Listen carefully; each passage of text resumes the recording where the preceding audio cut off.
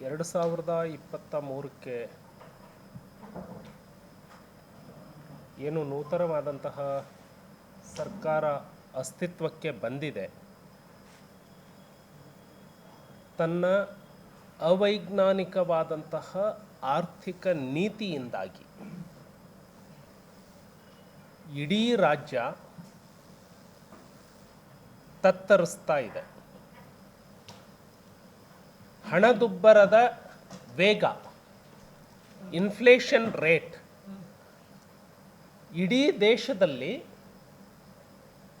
ಅತಿ ಹೆಚ್ಚು ಹಣದುಬ್ಬರವನ್ನು ಹೊಂದಿರುವಂಥದ್ದು ಕರ್ನಾಟಕ ಇವತ್ತಿನ ಸ್ಟ್ಯಾಟಿಸ್ಟಿಕ್ಸ್ ಪ್ರಕಾರ.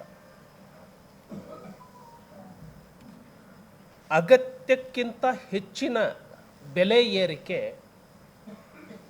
ಯಾಕೆ ಆಗ್ತಾ ಇದೆ ಅಂತ ಹೇಳಿದ್ರೆ, ಆರ್ಥಿಕವಾದಂತಹ ನಿರ್ವಹಣೆಯಲ್ಲಿ ಮಾನ್ಯ ಮುಖ್ಯಮಂತ್ರಿಗಳು ಸಂಪೂರ್ಣವಾಗಿ ವಿಫಲರಾಗಿದ್ದಾರೆ.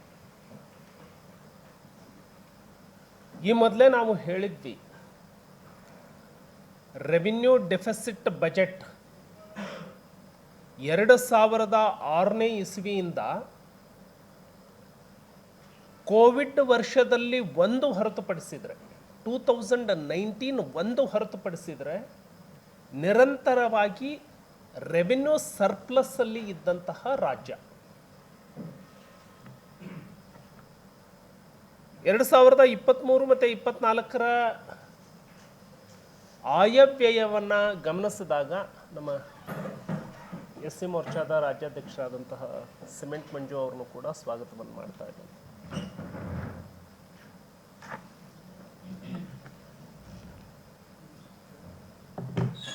ಎರಡು 2023 ಮತ್ತು 24ರ ಆಯವ್ಯಯದಲ್ಲಿ ಸ್ಟೇಟ್ ಓನ್ ಟ್ಯಾಕ್ಸ್ ರೆವಿನ್ಯೂ ಅಂತ ಇರುತ್ತೆ. ಬಜೆಟ್ಗೆ ಇರುವಂಥದ್ದು 3 ಮೇನ್ ಸೋರ್ಸ್ಗಳು. ಒಂದು state own tax revenue, non tax revenue, central grant and central aid. Central grant and central aid ಎಷ್ಟು 15th ಫೈನಾನ್ಸ್ನಲ್ಲಿ ಕಮಿಟ್ ಆಗಿದೆ ಅಷ್ಟು ಪೂರ್ಣ ಪ್ರಮಾಣದಲ್ಲಿ ಬರ್ತಾ ಇದೆ. ಸ್ಟೇಟ್ ಓನ್ ಟ್ಯಾಕ್ಸ್ ರೆವಿನ್ಯೂ ಮತ್ತು ನಾನ್ ಟ್ಯಾಕ್ಸ್ ರೆವಿನ್ಯೂದಲ್ಲಿ ರಾಜ್ಯ ಸರ್ಕಾರ ನಿರಂತರವಾಗಿ ಗುರಿಯನ್ನು ಮುಟ್ಟುವಲ್ಲಿ ವಿಫಲ ಆಗಿದೆ. ಓನ್ ಟ್ಯಾಕ್ಸ್ ರೆವಿನ್ಯೂ ಮತ್ತು ನಾನ್ ಟ್ಯಾಕ್ಸ್ ರೆವಿನ್ಯೂ ಏನು ಅಂದರೆ, ನಾನು ಈ ವರ್ಷದಲ್ಲಿ ನನ್ನ ಸ್ವಂತ ತೆರಿಗೆಯಿಂದ ಇಷ್ಟು ಕಲೆಕ್ಟ್ ಮಾಡ್ತೀನಿ ಅಂತ ಬಜೆಟಲ್ಲಿ ಹೇಳ್ಕೊಳ್ತಾರೆ. ಅದಕ್ಕೆ ಒಂದು ಮುದ್ರಾಂಕ, ಮೋಟರ್ ವೆಹಿಕಲ್ ಆ್ಯಕ್ಟ್, ಆನಂತರ ಎಕ್ಸೈಸ್, GST ಶೇರ್, ಇವಿಷ್ಟು. GST ಶೇರ್ ಏನು ಬರಬೇಕು ಅದು ಅವರ ನಿಗದಿಗಿಂತಲೂ ಜಾಸ್ತಿ ಬಂದಿದೆ. ಅವರು ಫೇಲ್ಯೂರ್ ಆಗಿರುವಂಥದ್ದು ಸ್ಟ್ಯಾಂಪ್ಸ್ ಆ್ಯಂಡ್ ಡ್ಯೂಟಿಯಲ್ಲಿ, ಎಕ್ಸೈಸ್ ಡ್ಯೂಟೀಸಲ್ಲಿ, ಮೋಟರ್ ವೆಹಿಕಲ್ ಟ್ಯಾಕ್ಸ್ನಲ್ಲಿ. ಈ 3ರಲ್ಲೂ ಈ ರಾಜ್ಯ ಸರ್ಕಾರ ಗುರಿಯನ್ನು ಮುಟ್ಲಿಕ್ಕೆ ಆಗಲಿಲ್ಲ. ಯಾಕೆ ಆಗಲಿಲ್ಲ ಅಂದರೆ, ಇವರು ಎರ್ರಾಬಿರ್ರಿಯಾಗಿ ಗುರಿಯನ್ನು ಇಟ್ಕೊಂಡ್ರು. ಬೊಮ್ಮಾಯಿಯವರು ಬಜೆಟನ್ನು ಮಂಡಿಸಿದಾಗ ಸ್ಟ್ಯಾಂಪ್ಸ್ ಡ್ಯೂಟಿಯಲ್ಲಿ 19,000 ಕೋಟಿ ಗುರಿ ಇತ್ತು. ಯಾವಾಗ ಫೆಬ್ರವರಿಯಲ್ಲಿ ಮಂಡಿಸಿದ್ರು. ಸಿದ್ದರಾಮಯ್ಯನವರು ಮೇನಲ್ಲಿ ಮಂಡಿಸುವಾಗ 19,000 ಇದ್ದಿದ್ದನ್ನು 26,000 ಕೋಟಿಗೆ ತಂದರು. ಎಕ್ಸೈಸಲ್ಲಿ 25,000 ಕೋಟಿ ಇಟ್ಟಿದ್ದನ್ನು 38,000 ಕೋಟಿ ಕಲೆಕ್ಟ್ ಮಾಡ್ತೀನಿ ಅಂತೇಳಿ ಹೇಳ್ಕೊಂಡ್ಬಿಟ್ರು. ಇದರ ಪರಿಣಾಮ ಜನರ ಮೇಲೆ ಬೆಲೆ ಏರಿಕೆ ಜಾಸ್ತಿ ಆಗೋದಕ್ಕೆ ಕಾರಣ.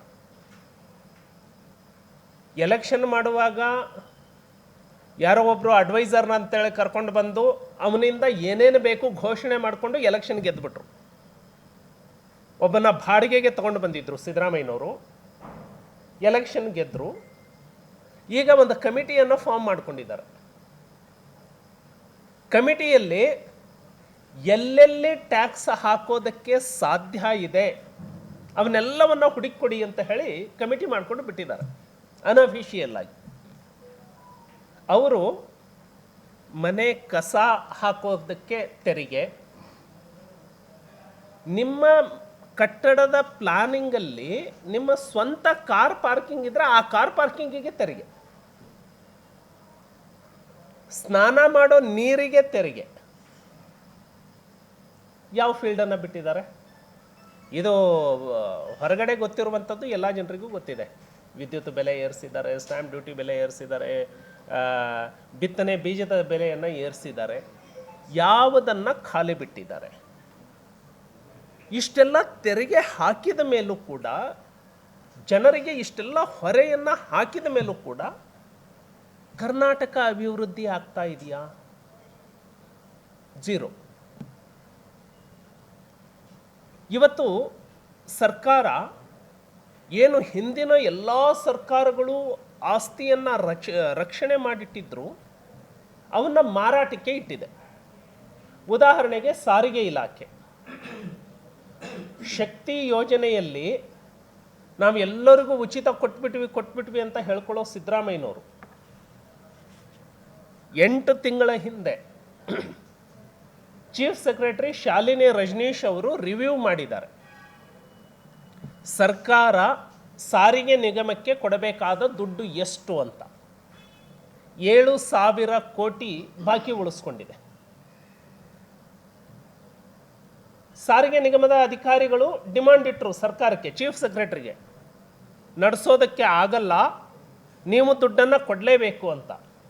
ಯೋಚನೆ ಮಾಡಿ, ಇಷ್ಟೆಲ್ಲ ಬೆಲೆ ಏರಿಸಿದ ಮೇಲೆ 7,000 ಕೋಟಿ ಬಾಕಿ ಉಳಿಸ್ಕೊಂಡಿದೆ ಸರ್ಕಾರ.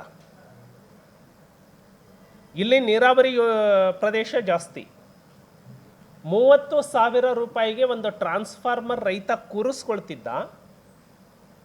ಇವತ್ತು ಒಬ್ಬ ರೈತ ಟ್ರಾನ್ಸ್ಫಾರ್ಮರ್ನ ಕೂರಿಸ್ಕೊಳ್ಬೇಕು ಅಂದರೆ 3 ಲಕ್ಷ ರೂಪಾಯಿ ಕೊಡಬೇಕು.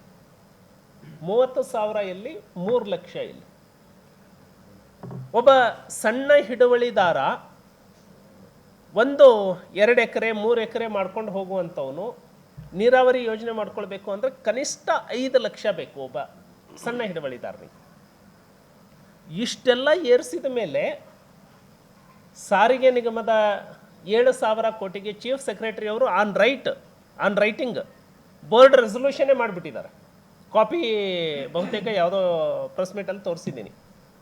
ಸರ್ಕಾರ ದುಡ್ಡು ಕೊಡೋದಕ್ಕಾಗಲ್ಲ, ಮಾನಿಟೈಸೇಷನ್ಗೆ ಹೋಗಿ, ಪ್ರಾಪರ್ಟಿಯನ್ನು ಅಸೆಟ್ ಮಾನಿಟೈಸೇಷನ್ಗೆ ಹೋಗಿ ಅಂತ.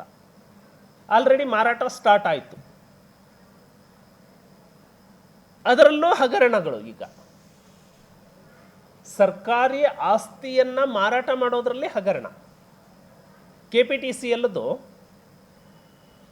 ಆಸ್ತಿಯನ್ನು ಮಾರಾಟ ಮಾಡಲಿಕ್ಕೆ ಎಲ್ಲ ಎಸ್ಕಾಮ್ಗಳು ಅಂದರೆ ವಿತರಣಾ ಸಂಸ್ಥೆಗಳು, ಕಂಪನಿಗಳು ಏನು ಲಾಸಲ್ಲಿ ನಡೀತಾ ಇದ್ದಾವೆ, ಹಾಗಾಗಿ ಆ ಲಾಸನ್ನು ತುಂಬಿಕೊಳ್ಳಿಕ್ಕೆ KPTCLನ ಆಸ್ತಿಯನ್ನು ಮಾರಾಟ ಮಾಡಲಿಕ್ಕೆ ನೋಟಿಫಿಕೇಶನ್ ಮಾಡಿದ್ದಾರೆ.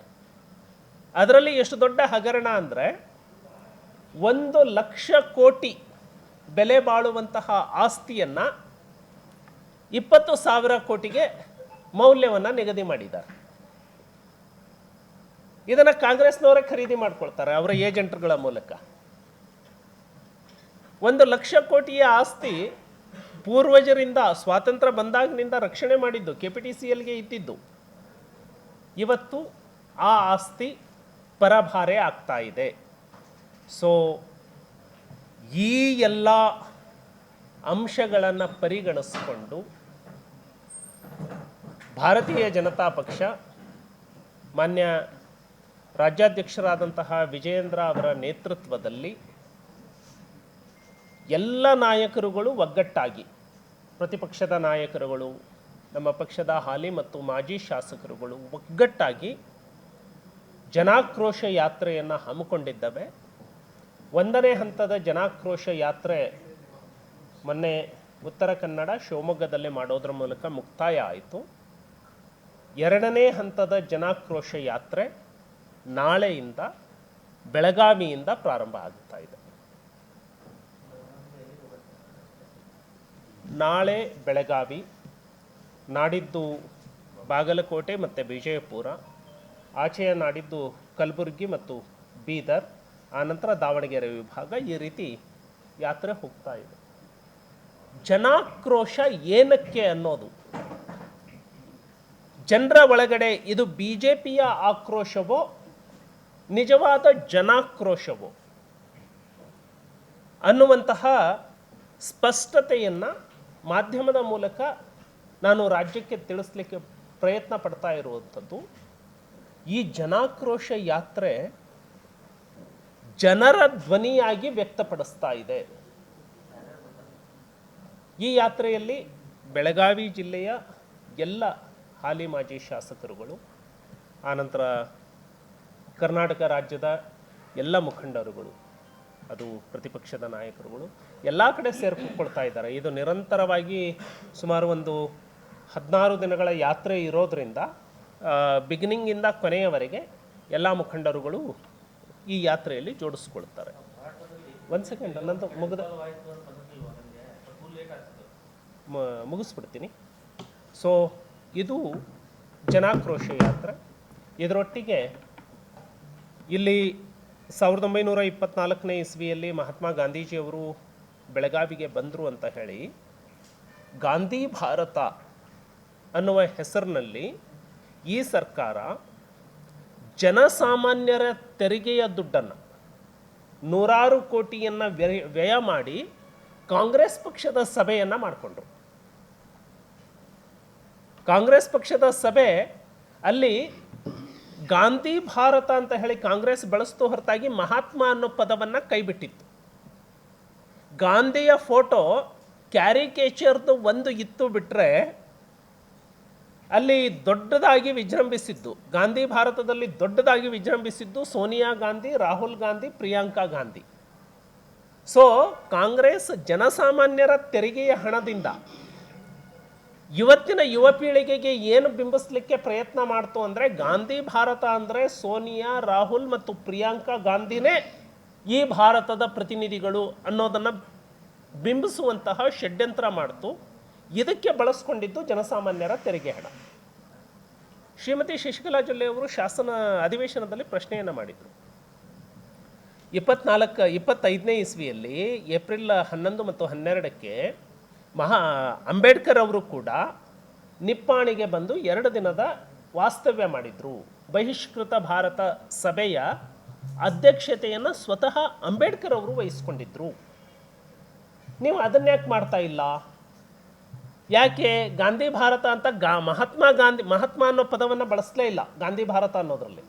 ಮಹಾತ್ಮ ಗಾಂಧೀಜಿಯನ್ನು ಕೈಬಿಟ್ಟು ಯಾಕೆ ಮಾಡ್ತಾ ಇದ್ದೀರಿ ಅಂತ ಹೇಳಿ ಪ್ರಯತ್ನ ಮಾಡಿದಾಗಲೂ ಕೂಡ ಕಾಂಗ್ರೆಸ್ ಪಕ್ಷ ಅದಕ್ಕೆ ಸ್ಪಂದಿಸಲಿಲ್ಲ. ಅಂದರೆ ಕಾಂಗ್ರೆಸ್ಗೆ ಈಗಲೂ ಅಂಬೇಡ್ಕರ್ ಮತ್ತು ದಲಿತರ ಬಗ್ಗೆ ಯಾವ ಭಾವನೆ ಇದೆ ಅನ್ನೋದು ವ್ಯಕ್ತ ಆಗುತ್ತೆ. ಸೊ ಇದನ್ನು ಭಾರತೀಯ ಜನತಾ ಪಕ್ಷ ನಾವು ಇದನ್ನು ಬದ್ಧತೆಯಾಗಿ ಸ್ವೀಕಾರ ಮಾಡಿ 11ನೇ ತಾರೀಕಿನಿಂದ ನಾವು ಬೆಂಗಳೂರಿನಿಂದ ರಥಯಾತ್ರೆಯನ್ನು ಪ್ರಾರಂಭ ಮಾಡಿ ಇವತ್ತು ನಿಪ್ಪಾಣಿಯಲ್ಲಿ ಬೃಹತ್ ಸಮಾವೇಶವನ್ನು ಮಾಡ್ತಾ ಇದ್ದಾವೆ. ಆ ಸಮಾವೇಶದಲ್ಲಿ ಸುಮಾರು 20,000ಕ್ಕಿಂತ ಹೆಚ್ಚು ಜನ ಶೋಷಿತ ವರ್ಗದ ಸಮುದಾಯದ ಪ್ರಮುಖರನ್ನು ಒಳಗೊಂಡಂತೆ ಆ ಸಭೆಯನ್ನು ಮಾಡ್ತಾ ಇದ್ದಾವೆ. ಅದರಲ್ಲಿ ಮಾನ್ಯ ರಾಜ್ಯಾಧ್ಯಕ್ಷರು ಅಧ್ಯಕ್ಷತೆಯನ್ನು ವಹಿಸಿರ್ತಾರೆ. ಕೇಂದ್ರ ಸಚಿವರಾಗಿರುವಂತಹ ಚಿರಾಗ್ ಪಾಸ್ವಾನ್ ಅವರು ಮುಖ್ಯ ಅತಿಥಿಗಳಾಗಿ ಆ ಸಭೆಯಲ್ಲಿ ಭಾಗವಹಿಸ್ತಾ ಇದ್ದಾರೆ.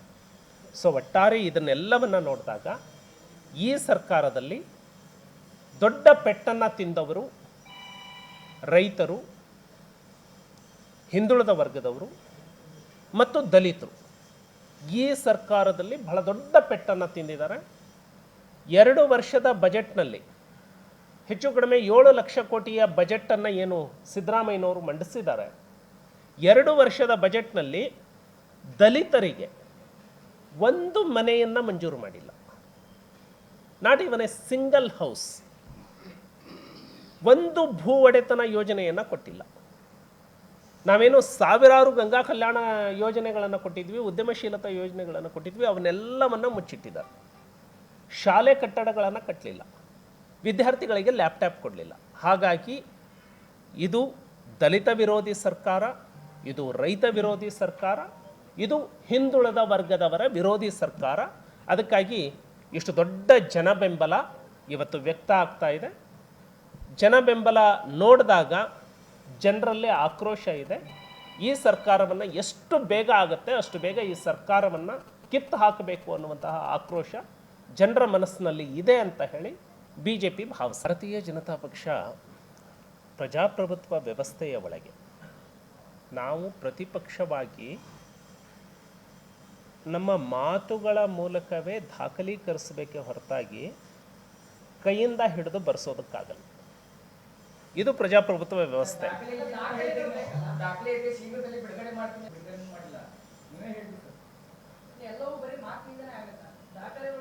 ಹೇಳ್ತೀನಿ.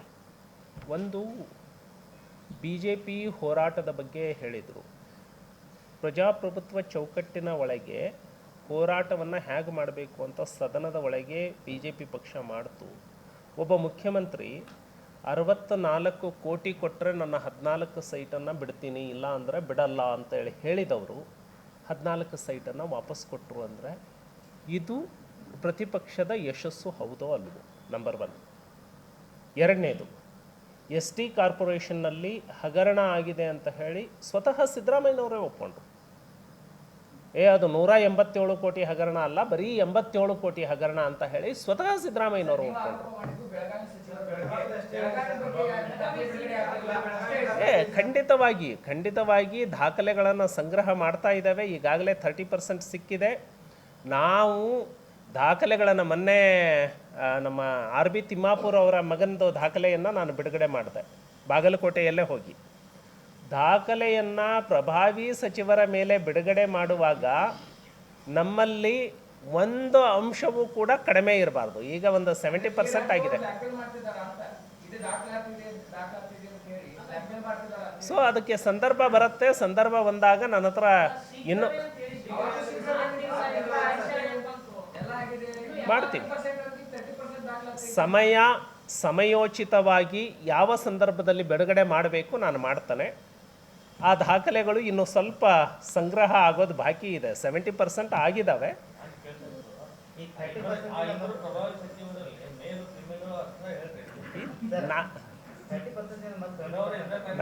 ನಾವು ಭ್ರಷ್ಟಾಚಾರಿಗಳನ್ನು ಮೇಲು ಫಿಮೇಲು ಅನ್ನೋ ದೃಷ್ಟಿಕೋನದಿಂದ ನೋಡಲ್ಲ. ಭ್ರಷ್ಟರು ಭ್ರಷ್ಟರೇ.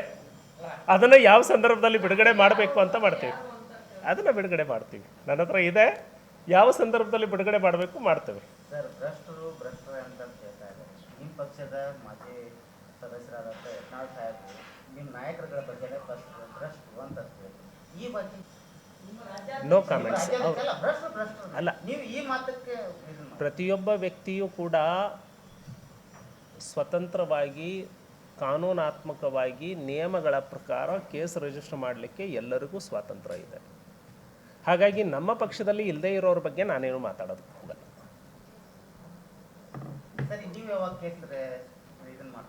ಸರ್, ನಾನು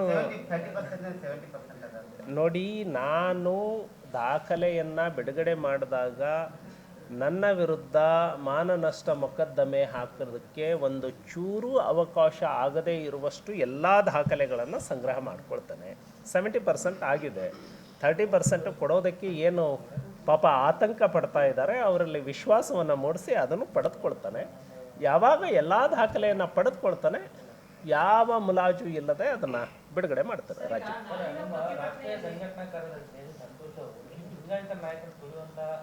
ಪ್ರಯತ್ನ ಮಾಡ್ತಾ ಇದ್ದಾರ ಅಂತೇಳಿ ಒಂದು ಕಡೆ ನೋಡಿ, ಇದ್ದದ್ದೆಲ್ಲ ಮನೆ ಒಂದು 3 ಭಾಗಲಾಗೈತಿ, ಒಂದು ಕಡೆ 14 ಹಾಕಿದ್ರಿ, ಇಲ್ಲ ಇದನ್ನು ಎಲ್ಲದವರು ಮುಂದೆ ತಂದು ಮತ್ತೆ ಯಡಿಯೂರಪ್ಪನವರು ಮಾತಾಡಿಸ್ಬೇಕಂತ ಪ್ರಯತ್ನ ಮಾಡ್ತಾ ಇದ್ದಾರೆ ಅಂತ ಒಂದು ಸುದ್ದಿ ನಡೀತಾ ಇದೆ. ಅದು ನಿಜಾನ ಅಂತ ಹೇಳಿ ಅಪ್ರಸ್ತುತ ಅಂಥದ್ದು ಯಾವೂ BJPಯಲ್ಲಿ ಇರೋದಿಲ್ಲ. ಅಲ್ಲ, ಅಪ್ರಸ್ತುತ ಪ್ರಶ್ನೆ.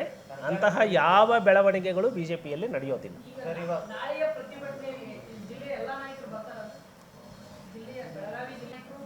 ಬಹುತೇಕ ಎಲ್ಲರೂ ಅನಿವಾರ್ಯ ಕಾರಣದಿಂದ ಕೆಲಸಕ್ಕೆ ಯಾರಾದರೂ ಇದ್ದರೆ ಅವರು ರಾಜ್ಯಾಧ್ಯಕ್ಷ ಹತ್ರ ಅವ್ರು ಮಾತನಾಡಿ ಹೇಳಿರ್ತಾರೆ, ಈ ಕಾರಣಕ್ಕಾಗಿ ಬರೋದಕ್ಕೆ ಆಗ್ತಾ ಇಲ್ಲ ಅಂತೇಳಿ. ಸೊ ಎಲ್ಲರೂ ಕೂಡ ಇರ್ತಾರೆ. ಅನಿವಾರ್ಯ ಕಾರಣ ಇದ್ದರೆ ಒಬ್ಬರು ಇಬ್ಬರು ತಪ್ಪಿಸ್ಬೋದು. ಯಾವುದು? ಸೊ ಸುಮಾರು 1.5 ಕಿಲೋಮೀಟರ್ಗಳ ಪಾದಯಾತ್ರೆ, ಒಂದು ಬೃಹತ್ ಸಮಾವೇಶವನ್ನು ಸರ್ಕಲ್ ಗೋವಾ ವೇಸ್ನಿಂದ ಸೂರಜ್ ಕೋಲ್ಡ್ ಡ್ರಿಂಕ್ಸ್ ಹೌಸ್ವರೆಗೆ, ಶಿವಾಜಿ ಗಾರ್ಡನ್ವರೆಗೆ ರೂಟ್ ಹಾಕ್ಕೊಂಡಿದ್ದೀವಿ. ಸುಮಾರು 2 ಕಿಲೋಮೀಟರ್ಗಳ ಫಸ್ಟು ಸಭೆ ನಡೆಯುತ್ತೆ. ಸಭೆ ನಡೆದ ಮೇಲೆ ಜನಾಕ್ರೋಶ ಯಾತ್ರೆ 2 ಕಿಲೋಮೀಟರ್ವರೆಗೂ ನಡೆಯುತ್ತೆ. ಧನ್ಯವಾದ.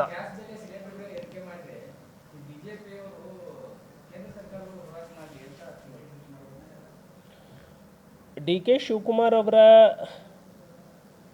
ಕಾಳಜಿಯನ್ನು ನಾನು ಗಮನಿಸ್ತೇನೆ.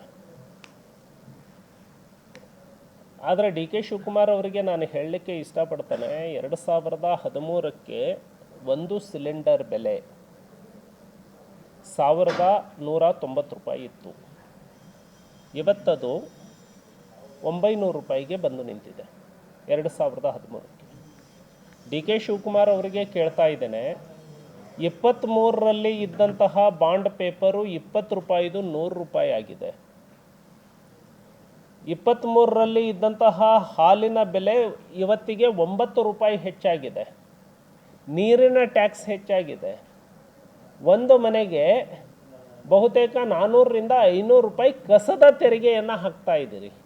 ಪೆಟ್ರೋಲ್ ಡೀಸೆಲ್ಗೆ ಸೆಸ್ಸನ್ನು ವಿಧಿಸೋದ್ರ ಮೂಲಕ ಅಕ್ಕಪಕ್ಕದ BJP ರಾಜ್ಯಗಳಲ್ಲಿ ಕಡಿಮೆಗೆ ಪೆಟ್ರೋಲು ಡೀಸೆಲ್ ಸಿಗ್ತಾ ಇದೆ, ನೀವು ಏರಿಸ್ಕೊಂಡಿದ್ದೀರಿ. ಆಮೇಲೆ ಗತ್ತಿನಿಂದ ಮಾತನಾಡ್ತೀರಿ. ಇಷ್ಟು ಕಟ್ಟೋದಕ್ಕಾಗಲ್ವ ನಿಮಗೆ, ಏನು ದಾಡಿ ಆಗಿದೆ ಅಂತ ಹೇಳಿ ಗತ್ತಿನಿಂದ ಮಾತನಾಡ್ತೀರಿ. ಯಾವ ನೈತಿಕತೆ ಇದೆ ನಿಮಗೆ? 2023ಕ್ಕೆ ಇದ್ದಂತಹ ಬೆಲೆಗಳನ್ನೇ ಮೇಂಟೈನ್ ಮಾಡಿದರೆ ಸಾಕಿತ್ತು, ಇಳಿಸೋದು ಬೇಡ. ನರೇಂದ್ರ ಮೋದಿಯವರು ಪ್ರಧಾನಮಂತ್ರಿ ಆದ ಮೇಲೆ 10 ಕೋಟಿ ಕುಟುಂಬಗಳಿಗೆ ಉಚಿತವಾಗಿ ಸಿಲಿಂಡರನ್ನು ಕೊಟ್ಟು 1190 ರೂಪಾಯಿಯಿಂದ 900 ರೂಪಾಯಿಗೆ ಇವತ್ತಿನ ರೇಟ್ ಇದೆ. 850 ಇತ್ತು. ಡಿ ಕೆ ಶಿವಕುಮಾರ್ ಅವರು ಯಾವ ನೈತಿಕತೆಯಿಂದ ಹೇಳ್ತೀರಾ? ಆಯಿತು, ಇವತ್ತು 17ನೇ ತಾರೀಕಿಗೆ ನೀವು ಹೋರಾಟಕ್ಕೆ ಕರೆ ಕೊಟ್ಟಿದ್ರೆ, ಅದು ಹೋರಾಟ ಆಗುತ್ತೋ ಇಲ್ಲೋ ನನಗೆ ಗೊತ್ತಿಲ್ಲ. ಆ ಹೋರಾಟ ನೀವು ಮಾಡ್ತೀರಿ ಅಂದರೆ ಇಷ್ಟು ಏರಿಸಿದ್ದಕ್ಕೆ ಡಿ ಕೆ ಶಿವಕುಮಾರ್ ಅವರು ನೀವೇ ಹೇಳಿ, ನಿಮ್ಮ ವಿರುದ್ಧ ಏನು ಮಾಡಬೇಕು, ನಿಮ್ಮನ್ನು ಏನು ತಗೊಂಡು ಹೊಡಿಬೇಕು, ನೀವೇ ಹೇಳಿ ಅಂತೇಳಿ ಡಿ ಕೆ ಶಿವಕುಮಾರ್ ಅವರಿಗೆ ಪ್ರಶ್ನೆ ಮಾಡ್ತಾರೆ. ನಮಸ್ಕಾರ. ಸರಿ, ಲಾರಿ ಮುಷ್ಕರ ನಡೀತಾ ಇದೆ, ಅದು ಜನ ಆಕ್ರೋಶದ ಒಂದು ಭಾಗ. ಕೇಂದ್ರ ಸರ್ಕಾರ ವಿರುದ್ಧ ನೇರವಾಗಿ ಲಾರಿ ಮುಷ್ಕರ. ಇನ್ನೂ ನಾವು ಕಾಂಗ್ರೆಸ್ಸಿನ ಪ್ರಣಾಳಿಕೆಯನ್ನು ಟಚ್ ಮಾಡಿಲ್ಲ. ಕಾಂಗ್ರೆಸ್ಸಿನ ಪ್ರಣಾಳಿಕೆಯಲ್ಲಿ ಇವರು ಪ್ರೋತ್ಸಾಹಧನವನ್ನು 5 ರೂಪಾಯಿಯಿಂದ 7 ರೂಪಾಯಿಗೆ ಏರಿಸ್ತೀವಿ ಅಂತ ಇವರೇ ಮಾತು ಕೊಟ್ಟಿದ್ದರು. ಇವರೇ ಹೇಳಿದರು, ನಾವು ಅಂಗನವಾಡಿ ಕಾರ್ಯಕರ್ತೆಯರಿಗೆ, ಆಶಾ ಕಾರ್ಯಕರ್ತೆಯರಿಗೆ 15,000 ರೂಪಾಯಿ ಮಾಸಿಕ ಗೌರವ ಧನವನ್ನು ಹೆಚ್ಚು ಮಾಡ್ತೀವಿ ಅಂತ ಹೇಳಿ. ಇವತ್ತು ಇವರಿಗೆ ನಿಭಾಯಿಸಲಿಕ್ಕೆ ಆಗದೆ ಲಾರಿ ಮಾಲೀಕರು ಧರಣಿಯನ್ನು ಕೊಟ್ಟಿದ್ದಾರೆ. ಇಡೀ ದೇಶದಲ್ಲಿ ಎಲ್ಲೂ ಹೋರಾಟ ಇಲ್ಲ, ಕರ್ನಾಟಕದಲ್ಲಿ ಲಾರಿ ಮಾಲೀಕರು ಹೋರಾಟ ಮಾಡ್ತಾ ಇದ್ದಾರೆ. ಅವ್ರ ಜೊತೆಗೆ ಟ್ಯಾಕ್ಸಿ ಮಾಲೀಕರು ಹೋರಾಟ ಮಾಡ್ತಾ ಇದ್ದಾರೆ. ಹೋಟೆಲ್ ಅಸೋಸಿಯೇಷನ್ ಅವರು ಈಗಾಗಲೇ ವಿರೋಧವನ್ನು ವ್ಯಕ್ತಪಡಿಸಿದ್ದಾರೆ. ಹಾಗಾಗಿ ಡೀಸೆಲ್ 5 ರೂಪಾಯಿ ಹೆಚ್ಚಿಗೆ ಆಗಿರೋದ್ರಿಂದ ಈ ಮುಷ್ಕರವನ್ನು ಮಾಡ್ತಾ ಇದ್ದಾರೆ. ನೀವು ಕೇಂದ್ರ ಸರ್ಕಾರ ಇದರಲ್ಲಿ ದರ ನಿಗದಿ ಮಾಡ್ತಾ ಇದೆ, ರಾಜ್ಯ ಸರ್ಕಾರದ ಜವಾಬ್ದಾರಿ ಏನು? ನಿಮಗೆ ಮಾಹಿತಿಗಾಗಿ ಹೇಳ್ತೀನಿ, GST ಬಂದ ಮೇಲೆ ಸೆಸ್ ವಿಧಿಸೋದಕ್ಕೆ ಕೆಲವೇ ಸೆಕ್ಟರ್ ಹೊರಗಡೆ ಇದ್ದಾವೆ. GST ವ್ಯಾಪ್ತಿಯಿಂದ ಹೊರಗಡೆ ಇರುವಂಥದ್ದು ಪೆಟ್ರೋಲ್ ಡೀಸೆಲ್, ಆನಂತರ ಎಕ್ಸೈಸ್ ಡ್ಯೂಟೀಸ್. ಹಾಗಾಗಿ ಕೇಂದ್ರ ಸರ್ಕಾರ ಪೆಟ್ರೋಲ್ ಡೀಸೆಲ್ ರೇಟನ್ನು ಹೆಚ್ಚು ಮಾಡಿಲ್ಲ, ನಿಮಗೆ ಗೊತ್ತಿರಲಿ. ಅದಕ್ಕೆ ಸೆಸ್ ವಿಧಿಸೋದಕ್ಕೆ ರಾಜ್ಯಕ್ಕೆ ಏನು ಅವಕಾಶ ಇದೆ, ಸೆಸ್ಸನ್ನು ಅಡಿಷನಲ್ ಮಾಡಿದ್ದಕ್ಕೆ ಪೆಟ್ರೋಲ್ ಡೀಸೆಲ್ ಹೆಚ್ಚಾಗಿರುವಂಥದ್ದು. ಬೊಮ್ಮಾಯಿಯವರು ಸೆಸ್ಸನ್ನು ಕಡಿಮೆ ಮಾಡಿದರು, ಪಕ್ಕದ ರಾಜ್ಯಗಳಿಗಿಂತ ಕರ್ನಾಟಕದಲ್ಲಿ ಕಡಿಮೆಗೆ ಇತ್ತು. ಈಗ ಇವರು ಹೋಲಿಸ್ತಾ ಇದ್ದಾರೆ, ಪಕ್ಕದ ರಾಜ್ಯಕ್ಕೆ ಹೋಲಿಸಿದರೆ ನಾವು ಸಮ ಆಗಿದ್ದೀವಿ ಅಂತ. ಕಡಿಮೆಗಿತ್ತು. ಈಗ ಏನು ಪೆಟ್ರೋಲು ಮತ್ತು ಡೀಸೆಲ್ಗೆ ದರವನ್ನು ಹೆಚ್ಚು ಮಾಡಿದ್ದಾರೆ, ಆ ದರ ಹೆಚ್ಚಿನ ಹಣ ಏನಿದೆ ಅದು 100% ಸೆಸ್ ರೂಪದಲ್ಲಿ ರಾಜ್ಯದ ಬೊಕ್ಕಸಕ್ಕೆ ಹೋಗುತ್ತೆ. ಈ ಸ್ಪಷ್ಟೀಕರಣವನ್ನು ನಿಮ್ಮ ಮೂಲಕ ರಾಜ್ಯಕ್ಕೆ ಕೊಡ್ತಾ ಇದ್ದೀವಿ. ಈ ಮುಷ್ಕರಕ್ಕೆ ಬಿಜೆಪಿ ಬೆಂಬಲ ನೀಡುತ್ತದೆ. ಇವತ್ತೇನು ಲಾರಿ ಮಾಲೀಕರು ಮುಷ್ಕರವನ್ನು ಹಮ್ಮಿಕೊಂಡಿದ್ದಾರೆ, ಭಾರತೀಯ ಜನತಾ ಪಕ್ಷ ಈ ರಾಜ್ಯ ಸರ್ಕಾರವನ್ನು ಎಚ್ಚರಿಸುತ್ತೆ. ಲಾರಿ ಮಾಲೀಕರು ಹಮ್ಮಿಕೊಂಡಿರುವಂತಹ ಹೋರಾಟ ನ್ಯಾಯಯುತವಾಗಿದೆ. ರಾಜ್ಯ ಸರ್ಕಾರ ಸೆಸ್ ಮೂಲಕ ಪೆಟ್ರೋಲ್ ಡೀಸೆಲ್ ಎಷ್ಟು ಏರಿಸಿದೆ ಅದನ್ನು ತಕ್ಷಣಕ್ಕೆ ಹಿಂಪಡೆಯಬೇಕು. ಅರೆಬಿರೆ ಮಂತ್ರಿಗಳು, ಅವರ ಇಲಾಖೆನೇ ಅವ್ರಿಗೆ ಗೊತ್ತಿರಲ್ಲ. ಅವರ ಇಲಾಖೆಯಲ್ಲಿ ಕ್ಯಾಪಿಟಲ್ ಎಕ್ಸ್ಪೆಂಡಿಚರ್ ಎಷ್ಟು, ರೆವಿನ್ಯೂ ಎಕ್ಸ್ಪೆಂಡಿಚರ್ ಎಷ್ಟು ಅನ್ನೋದೇ ಸ್ಟಡಿ ಮಾಡಿಲ್ಲ. ಅಂಥವರು ಪೆಟ್ರೋಲ್ ಡೀಸೆಲ್ ಇರುವಂಥದ್ದು, ನಮ್ಮ ಲಕ್ಷ್ಮೀ ಹೆಬ್ಬಾಳ್ಕರ್ ಅವರು ಹೇಳಿದರು, ಪೆಟ್ರೋಲ್ ಡೀಸೆಲ್ ಅದು ಕೇಂದ್ರದ್ದಲ್ವಾ ಅಂತ. ಲಕ್ಷ್ಮೀ ಹೆಬ್ಬಾಳ್ಕರ್ ಅವರೇ, ನಾನು ಹೇಳೋದು ನಿಮಗೆ ಗೊತ್ತಿರಲಿ, GST ವ್ಯಾಪ್ತಿಯಿಂದ ಪೆಟ್ರೋಲ್ ಡೀಸೆಲ್ಲು ಮತ್ತು ಎಕ್ಸೈಸ್ ಡ್ಯೂಟೀಸು ಹೊರಗಿದೆ. ಈಗ ಏನು ಪೆಟ್ರೋಲ್ ಡೀಸೆಲ್ ಕರ್ನಾಟಕದಲ್ಲಿ ಹೆಚ್ಚಾಗಿದೆ, ಅದು ಕರ್ನಾಟಕ ಸರ್ಕಾರ ವಿಧಿಸಿರುವ ಸೆಸ್ನಿಂದ ಬರುವಂತಹ ಹಣ 100% ರಾಜ್ಯ ಬೊಕ್ಕಸಕ್ಕೆ ಹೋಗುತ್ತೆ. ಅದಕ್ಕಾಗಿ ಲಕ್ಷ್ಮಮ್ಮ ಅವರೇ, ದಯವಿಟ್ಟು ಸೆಸ್ಸನ್ನು ತಿಳಿದುಕೊಳ್ಳಿ. ಫಸ್ಟು ಸೆಸ್ ಏನು ಮತ್ತು GST ಏನು ಅಂತ. ಸೆಸ್ಸನ್ನು ಈ ರಾಜ್ಯ ಸರ್ಕಾರ ಹಿಂಪಡಿಬೇಕು ಅಂತ ಹೇಳಿ ಒತ್ತಾಯವನ್ನು ಮಾಡ್ತಾನೆ. ಈ ರಾಜ್ಯ ಸರ್ಕಾರಕ್ಕೆ ನಾನು ಒತ್ತಾಯವನ್ನು ಮಾಡ್ತಾನೆ, ಲಾರಿ ಮಾಲೀಕರ ಪದಾಧಿಕಾರಿಗಳನ್ನು, ಸಂಘದ ಪ್ರಮುಖರನ್ನು ಕರೆದು ಅವರ ಜೊತೆಗೆ ಮಾತುಕತೆಯನ್ನು ಮಾಡಬೇಕು. ತಕ್ಷಣಕ್ಕೆ ಅವರ ಬೇಡಿಕೆಗಳು ನ್ಯಾಯಯುತವಾಗಿದೆ, ಅವರ ಬೇಡಿಕೆಯನ್ನು ಈಡೇರಿಸಬೇಕು ಅಂತ ಹೇಳ್ತವೆ. ಲಾರಿ ಮಾಲೀಕರ ಹೋರಾಟಕ್ಕೆ ಭಾರತೀಯ ಜನತಾ ಪಕ್ಷ ಸಂಪೂರ್ಣವಾದಂತಹ ಬೆಂಬಲವನ್ನು ವ್ಯಕ್ತಪಡಿಸುತ್ತೆ.